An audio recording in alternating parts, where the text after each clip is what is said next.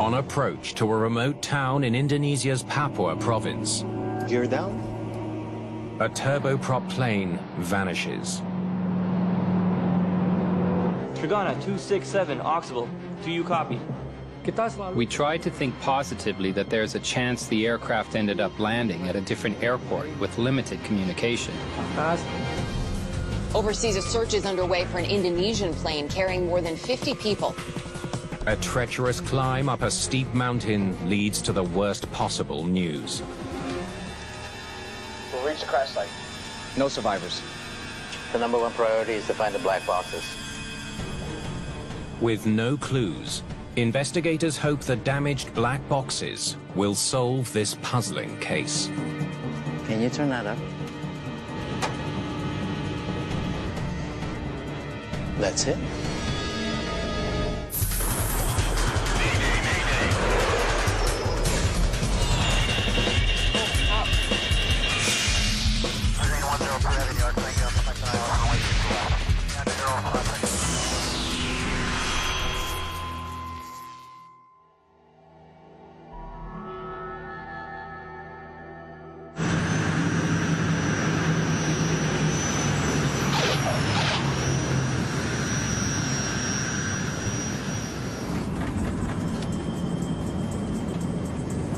Sentani Airport in Papua Province, Indonesia. Trigana Air Service pilots Captain Hasanuddin and First Officer Ariadin are on a short layover before their 5th flight of the day. What do we got, like 20 minutes? About that, yeah. I think I'll get up and stretch my legs. You want anything from the terminal? I'm okay, thanks. The pilots have already flown 4 short flights today in Papua. This leg will take them to a remote airport in the Oksibil area. Typically, the flights of a commuter aircraft would be an hour or less. So the typical duty day for a pilot might include 4 or more takeoffs and landings. It's challenging in the sense of taking off and landing are the most risky parts of any aircraft flight. And doing so several times in a day could put different kinds of stresses on a pilot. Hello? Flight attendant Dita Amelia Kunyawan Good afternoon. has been with Trigana Air Service for 3 years and knows many of the regulars who fly this route. Good to see you again. 49 passengers will be making the short trip to Oksibil.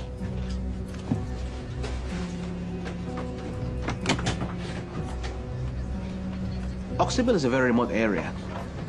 So most of the passengers would be local government officials, local businessmen. Very few tourists go to Oksibil.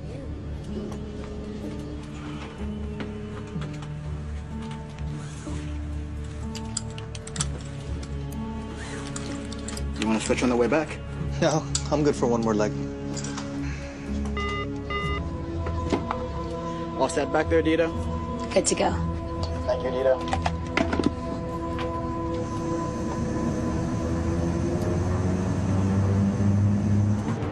At 2:22 p.m., Flight 267 takes off. Landing gear up.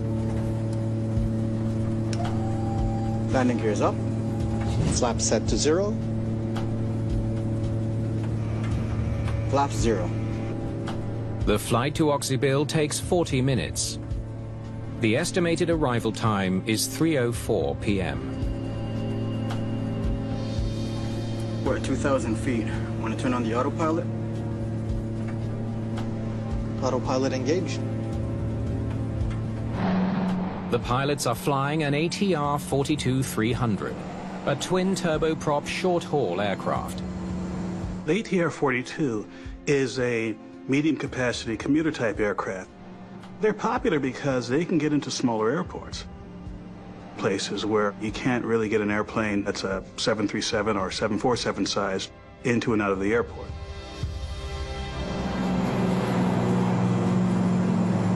Minutes later, the plane reaches its cruising altitude of 11,500 feet. Water?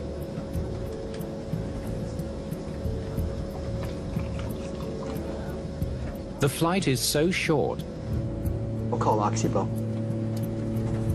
the captain is already preparing for the descent into Oxybil.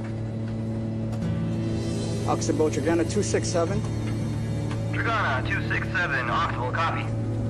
We are beginning our approach. We'd like to descend from 11,500 feet. Confirm descent from 11,500. Let me know when you are positioned over Oxbow. Oxybil is a small airport situated in a valley. The mountains surrounding it can reach 11,000 feet. Decreasing engine thrust. 244 knots and dropping. Oxybil Airport is in a mountainous area. It sits in a valley. And on top of that, they have very limited navigational aids at that airport. Without the aid of advanced landing systems seen at bigger airports, pilots flying into Oxybil must keep the runway in sight during the approach. A visual approach, as the name implies, is an approach where the flight crew has to have the airport and the surrounding area in sight. Cabin crew, prepare for landing. In preparation, please straighten your seat back and stow your tray. I'll be coming around to collect any garbage you may have.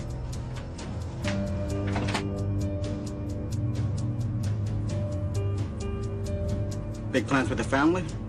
Yeah, looking forward to some time off. Yes. Been very busy these past few weeks.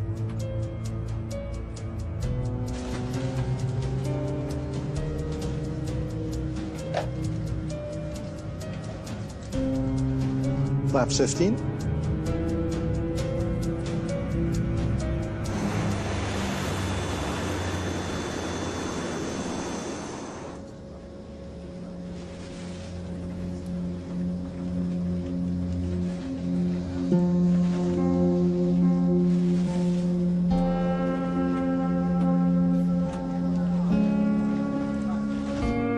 Gear down.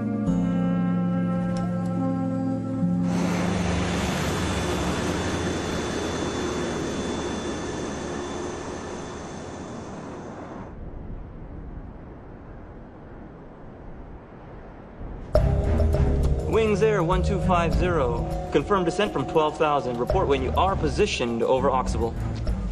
5 minutes later, the air traffic controller at Oxybil realizes Flight 267 hasn't reported in as expected.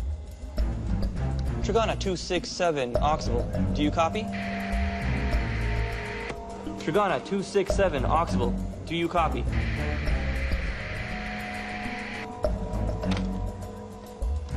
One of the common things that happens when an airplane doesn't land at an airport for some reason is they may divert to another airfield. The crew landing the aircraft may have been too busy to call the airport before diverting to another airfield. Hey, this is Oxbow. We've lost contact with Flight 267. Have you heard from the pilots? You haven't. We might have a problem here.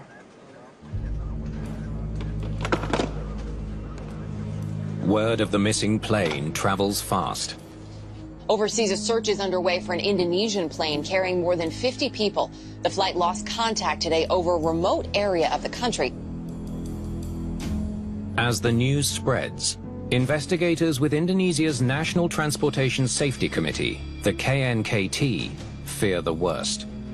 My first impression was that something wrong had happened.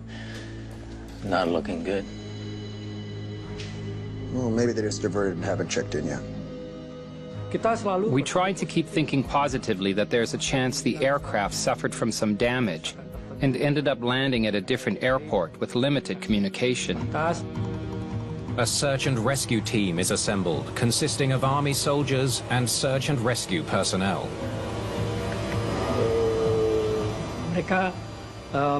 They immediately began the search around Oxbow Airport because we learned from air traffic control that its last location was quite close to the airport.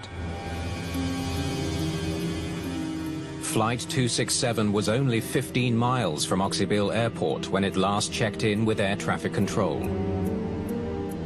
But search efforts come up empty until a pilot flying out of Oxybil Airport spots smoke billowing from nearby Tango Mountain. We don't have a lot of information. We can only hope that the people on board have survived.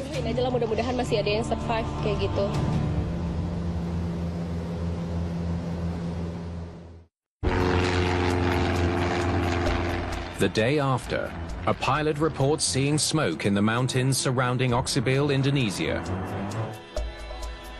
The crash site of Trigana Flight 267 is located.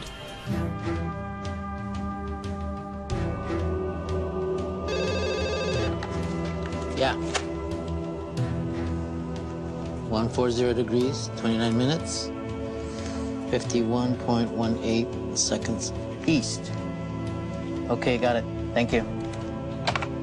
The wreckage is at approximately 8,300 feet on a ridge of Tango Mountain, 10 nautical miles from Oxybil Airport. They went off course. How do they end up over there? We need to get eyes on that crash site. I'm gonna send one of our guys up.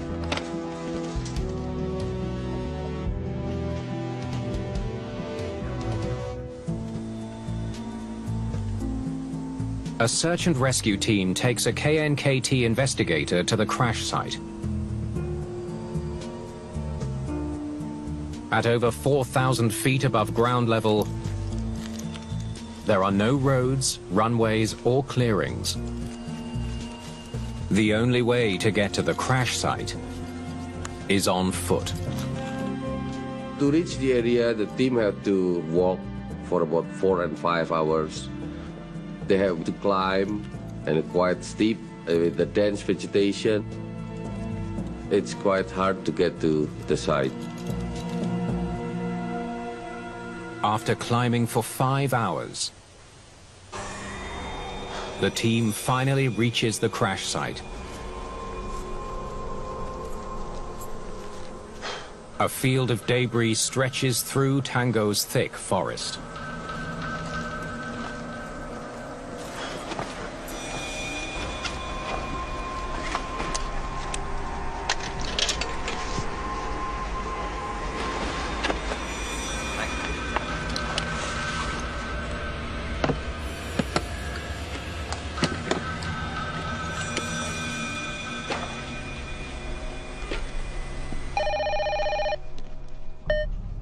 Go ahead, Oxybil. Jakarta. We'll reach the crash site. No survivors. Okay. Once you catch your breath, the number 1 priority is to find the black boxes. Okay. Hey guys, check it out.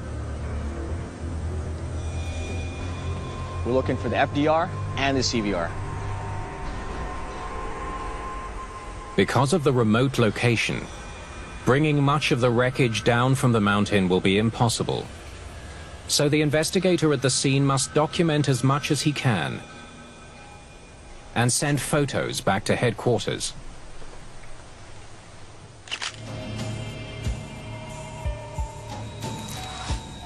While the search and rescue team retrieves the remains of the 54 people that died, the KNKT investigator tries to determine exactly how the plane hit the mountain. The trees surrounding the crash site provide an important clue. They are sheared off in a straight line, indicating the plane flew head-on into the mountain. That's right. There's no sign they pulled up. How could the crew have flown straight into a mountain that's so well known to pilots?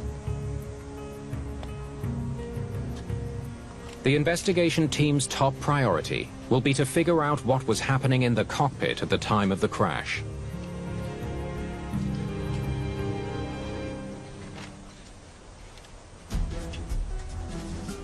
The plane's flight data recorder and cockpit voice recorder can be invaluable tools for the investigation.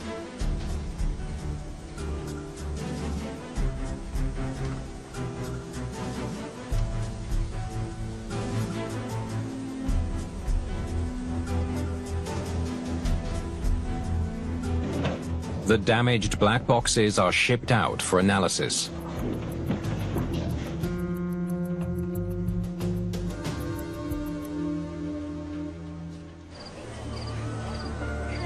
In the days that follow,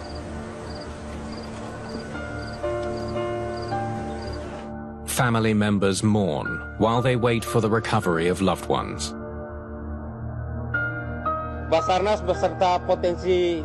Search and rescue, along with the local help, have been successful in retrieving the 54 bodies. They are desperate to know what caused the crash that killed everyone on the flight. It's up to KNKT investigators to figure that out. They first need to determine why the plane ended up off course. Blue's the flight path in the approach chart. Here's where they crashed. Flight 267 crashed about 10 miles west of the approach path into Oxybil Airport. They went right and ended up here. I'd like to know more about the terrain around here. To determine the height of the terrain along the flight's path, investigators use special software that generates topographical data for the area. When we learned about the location of the crash, we had some difficulties. We realized it would be a challenge for us to identify the terrain height of the plane's debris.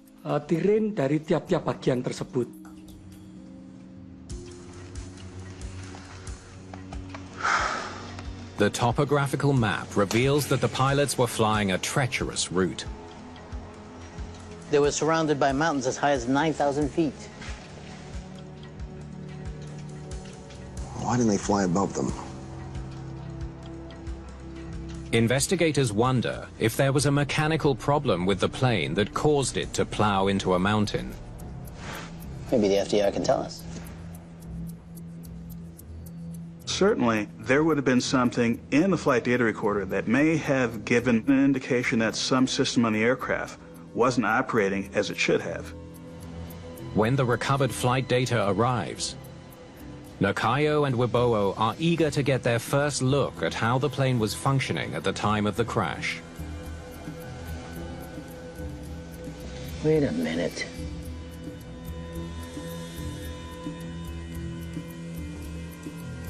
This doesn't make any sense. He says the plane was going east, not south. Kita berhasil mendapatkan informasi. We were able to download this data that contained all the flight information. But the flight data we recovered didn't correlate with what might have happened on the day of the crash. Hari itu. And the time of day is wrong. So was the speed.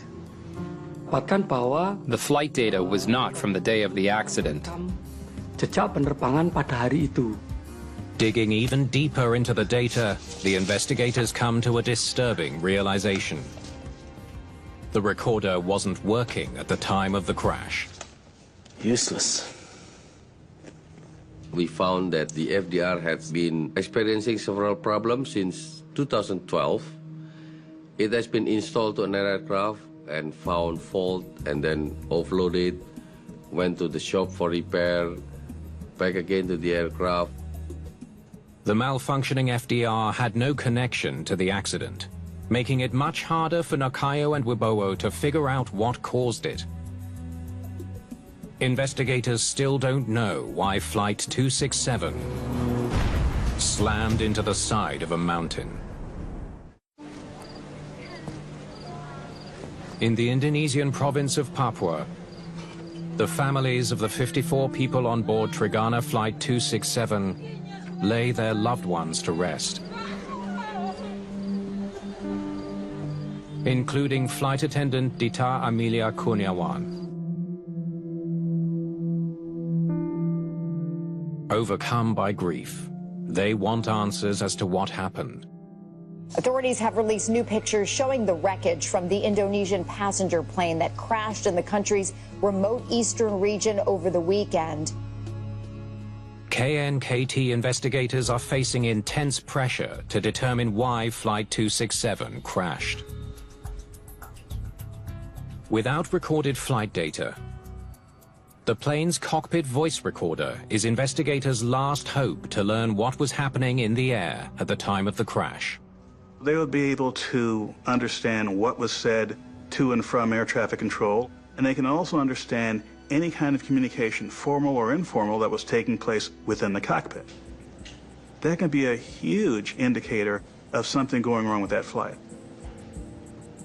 Fortunately, the CVR data is successfully recovered. All right, we're ready? Okay, play it. The CVR contains 2 hours of audio, including from the 2 flights prior to the accident flight. I'll call down and let them know we're coming. Investigators first listen to the pilot's flight into Oxybil from earlier in the day in the hopes of finding clues. Oxybil, Trigana 267. Trigana 267, Oxybil, copy. We're beginning our approach. Would like to descend from 11,500 feet. Confirm descent from 11,500. Let me know when you are positioned over Oxybil. Oxybil. We won't be over the airport. We're going to fly direct to a left base leg to runway 11. Copy that. Left base leg? That's not what it says in the charts. They took a shortcut? The CVR reveals that the pilots made an intentional deviation in their approach during their prior flight into Oxybil. The official approach directs aircraft to fly over the airport and then circle back and land. But on the earlier flight, the pilots flew directly to runway 11 without looping around. CVR reveals that the pilots made an intentional deviation in their approach during their prior 500 feet, landing flaps and propeller speed are set and confirmed. After flying the shorter approach, the pilots landed on the runway at Oxybil without incident. Investigators wonder if the pilots tried to repeat that shorter approach a few hours later, but with a very different result. Let's skip ahead to the accident flight. We're at 2,000 feet. Want to turn on the autopilot? Autopilot engaged. Confirm descent from 11,500. Let me know when you are positioned over Oxybil. Oxybil, we're flying direct to a left base leg to runway 11. Copy that. So they take the same shortcut for the accident flight. The last flight proceeds much like the crew's earlier flight into Oxybil. Big plans with the family? Investigators listen closely for any signs of danger. Yeah, looking forward to some time off. Been very busy this past. It's what they don't hear that raises questions. They're not doing their approach briefing and checklist. Briefings and checklists serve several functions. One of the key functions is to give the flight crew a better understanding of their environment. Not doing that makes it less likely that the pilot will remember to do certain things, or to take certain precautions, or to be aware of certain hazards that could be happening on that particular flight. The team now knows that the crew missed a crucial step on their approach. But can the recording reveal anything about how the plane was functioning mechanically just before the crash? Can you turn that up?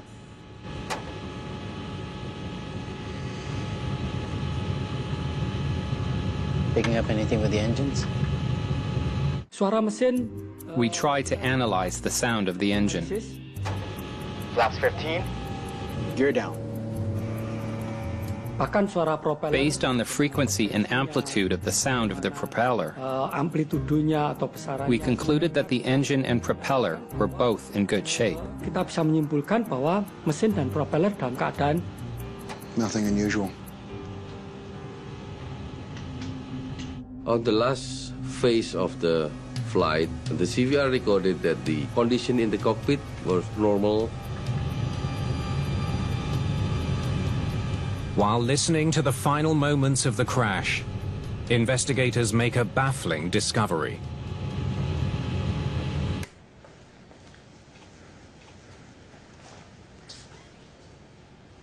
That's it?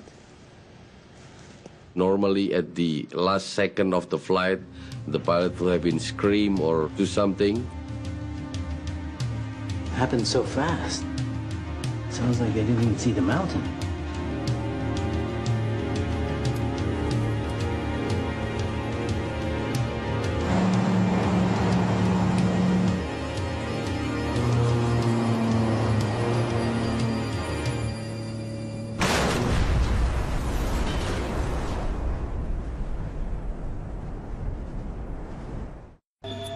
Investigators have a theory about the crash of Trigana Flight 267. They believe that weather may have obscured the pilot's view of the mountain. The team scrutinizes weather data recorded less than an hour before the crash. Oxybill was covered by dense clouds. The data reveals that at the time of the accident, Flight 267 would have been flying through an area of low clouds. The clouds could have been quite dense here. Pilots wouldn't have been able to see much. Yeah, but you know, Papua, you never really know what the weather's going to be like unless you're looking out the window yourself. It is difficult to determine whether the flight was in cloudy conditions or not. In the mountainous area, it can be cloudy in one valley, it can be perfectly clear in another valley, and you go to another valley and it's completely covered. To get a first-hand account of the weather conditions on the day of the accident, investigators speak to the controller on duty. What was the weather like on their first flight into Oxybill? It looked mostly clear. And did the weather change on their second flight? Yeah. The clouds rolled in. It was so dense that I couldn't even see the mountains. The controller tells the investigators that he did inform the pilots about the cloudy conditions. Oxybill, Trigana 267. Trigana 267, Oxybill. Go ahead. How's the weather looking for our approach? You got a cloud base of 8,000 feet. The pilot's decision to continue flying with so much cloud cover surprises investigators. In principle, when flying using visual rules, only one rule applies. To arrive safely, you must maintain visual contact at all times. Visual contact bisa didapatkan. Gear down? The visual approach is not allowed to be done in the cloudy condition. So when the cloudy condition and they are unable to see the whole mountain, they should follow the procedures. But instead of following procedure, they knew the base of the clouds was 8,000 feet. They took a gamble that they would eventually catch sight of the runway. They were descending, expecting to drop out of the clouds at any minute. Instead, they crash into a mountain at 8,300 feet.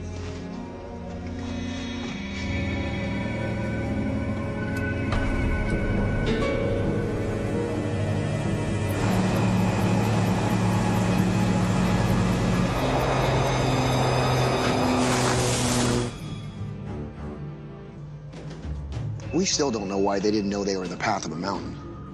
With modern aviation technology, even if the pilots didn't see the mountain, the plane should have.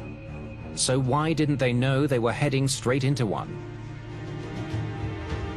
We need to check their warning system. Apabila pesawat mendekati, when a plane is in close proximity to terrain or about to hit an object, ada satu sistem khusus yang akan memberikan. There's a warning system that warns the pilot when the plane is very close to terrain. Atau pesawat tersebut mendekati daratan. The warning system uses GPS and a terrain database to monitor an aircraft's height above the surrounding terrain. If the plane comes too close to the ground, the system will warn the flight crew with audio messages. Terrain, pull up. So pilots know to increase their altitude. This is the profile of the mountain. This is our flight, descending through clouds, and the pilots can't see the ridge in front of them. Their proximity to the terrain would have activated the terrain caution here 60 seconds before impact. Now, the pull-up warning should have gone off here 30 seconds before. Were there any warnings going off in the cockpit? No, there's nothing in the transcript. The absence of audible alerts leads investigators to wonder if the plane's warning system was working properly. The team knows the FDR wasn't properly maintained. Could the same be true for the warning system? We tried to dig deeper to see if the warning system had been properly installed in Trigana 267. Last maintenance was performed on August 14th, 2 days before the crash. It appeared to be working normally.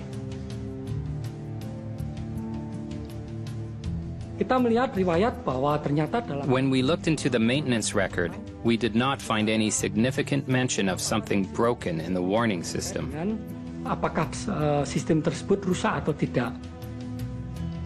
With a faulty warning system ruled out, investigators now wonder if the terrain data used by the system was accurate. This area is not very well mapped. Some of the Papua area was very rough data. The precision of the data was not as close to the actual conditions. If you fly in a mountainous area, the database itself might not detect the fine details of the contour of the terrain around you. Did the lack of accurate terrain data mean the system wasn't able to warn pilots when they were too close to the mountainous terrain? The Trigana 267 investigators decide to speak with Trigana pilots who regularly fly in the Oxybil area to find out if they received terrain warnings. The pilots report that not only did the system provide warnings, it gave an excessive amount of false warnings due to the poor quality data. If you're flying within a mountainous area, it can give you false warning or unnecessary warnings. Was this area prone to false alarms? Imagine you are trying to land in a small airport in the middle of the valley. You can see the airport in front of you, you're in visual conditions, and then the system starts giving you a warning. Terrain, pull up. You think, well, I can see the airport in front of me, I can see the terrain behind it. That warning is annoying. And what do you normally do when you keep getting these false warnings? Hold on. He says sometimes they deliberately pull the circuit breaker. Sorry, go on. It's an astonishing finding. It might have been because of spurious or inappropriate warnings by the system. That is, it's telling you that you're close to the ground when in fact you're not. This is what I like to call the boy who cried wolf syndrome. Terrain, pull up. You know, the other flights we've done, we've had no problem. Let's just turn this thing off. Terrain. But if you pull the circuit breaker, you might forget that you've pulled it. And that's not good, because if you're going into a valley when it's still cloudy, you still need your systems no matter how unreliable that is. Any warning you get, if you don't have visual contact with the ground, you follow it. Okay, thank you. They just pull the breaker to get rid of the false warnings. Apparently it's common practice. Are you kidding me?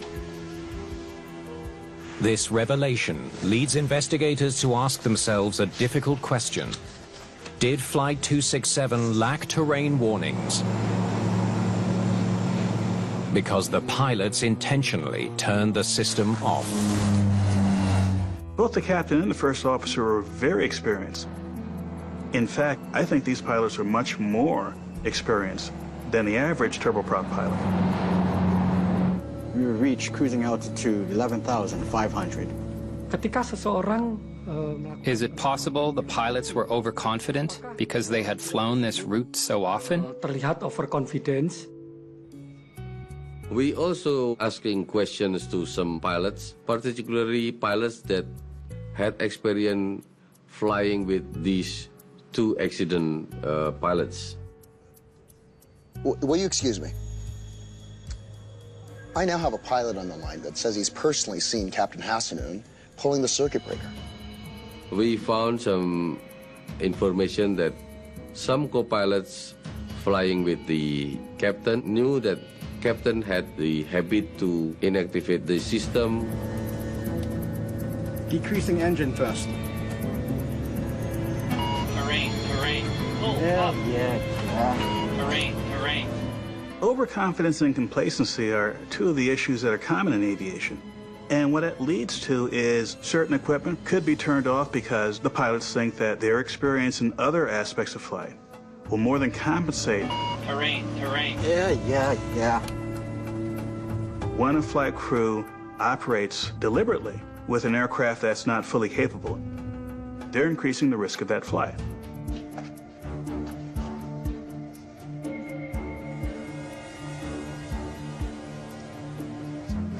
Looking through the captain's records, investigators discover that the airline knew about his habit of pulling the circuit breaker. It says here that they scheduled a briefing with him to address it. Based on this information, we assume that that day, on the accident day, the captain also inactivated the system. Terrain. Pull up. Terrain. Pull up. Terrain. Pull up. Investigators now believe that the pilots intentionally disabled their warning system on an earlier flight that day, and then never reset it. If the system was active, I'm sure that the accident would have been avoided, because the last seconds of the flight before the impact, the system will scream, pull up. The pilot would have taken action to save the flight.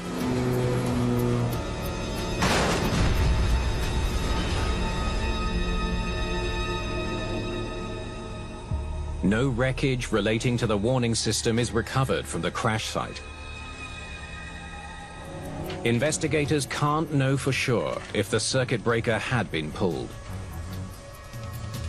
But even if the pilots were overly confident they could make the approach without the aid of the warning system, there's still something else that doesn't add up. The pilots flew into this area all the time. Why were they flying so close to the mountains in the first place? Investigators are trying to determine why pilots who were very familiar with the Oxybil area would risk flying so close to the mountains below them. Can you pull up this approach chart?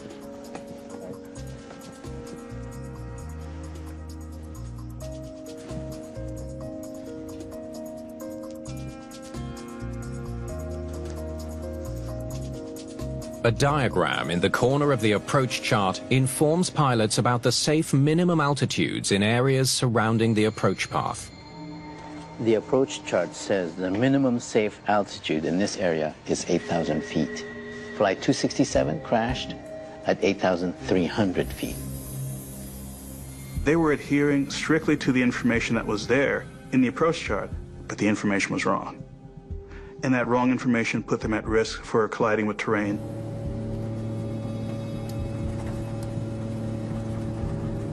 We're good to 8,000 feet. Investigators believe the pilots were aware of the minimum safe altitude published on the approach chart. It's the last piece of the puzzle.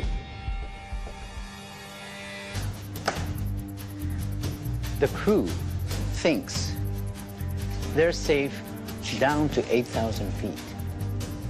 And on the accident day, the base of the clouds is 8,000 feet. It makes the pilots feel as long as they're in the clouds, they're safe.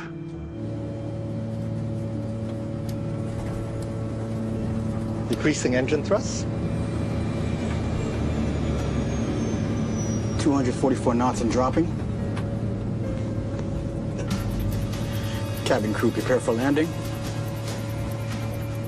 What struck me more than anything was that this was so very preventable. This was a controlled flight into terrain event. The investigation has uncovered a confluence of factors that led to the crash of Flight 267. Big plans with the family? Yeah, looking forward to some time off. It's been very busy these past few weeks. At the core, two pilots who had grown overconfident flying the route so many times before. Terrain, terrain, pull up. Terrain, terrain, pull up. Terrain, terrain, pull up.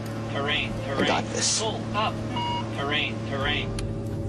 Because the captain had a reputation for pulling the ground proximity warning system's circuit breaker, investigators suspect he disabled the system on an earlier flight that day.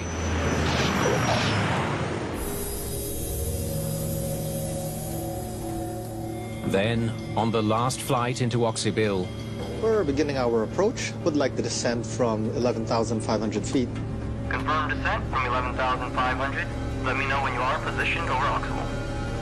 Gear down.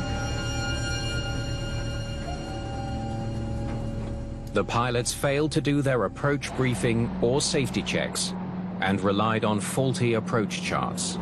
There are three key things that could have avoided this accident: adherence to standardized procedures, the use of warning systems, and the use of cockpit resource management techniques, which could be as simple as, is there a checklist that should be used?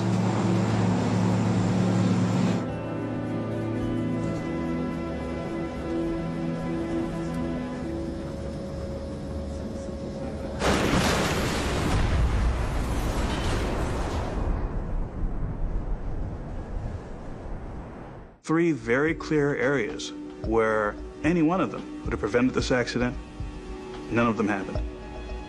In the aftermath of Flight 267, the KNKT makes a series of safety recommendations that will make the skies of Indonesia safer. First of all, the charts needed to be updated. We also asked the airline operator to request the database for the warning system to be updated with a more accurate version. Up to now, we noticed a significant drop in warning system violations. Also, since the approach chart for Oxybil has been fixed, we've seen a positive impact in terms of flight safety in Papua. Area Oxybil memberikan dampak positif terkait dengan keselamatan penerbangan di Papua. The lessons from this accident, the insights from the investigation, won't go away. They'll be here decades from now. I'm confident that the insights from this report will influence the design of equipment, will influence the design of procedures, will influence the kind of hazards that flight crews will look out for in the future.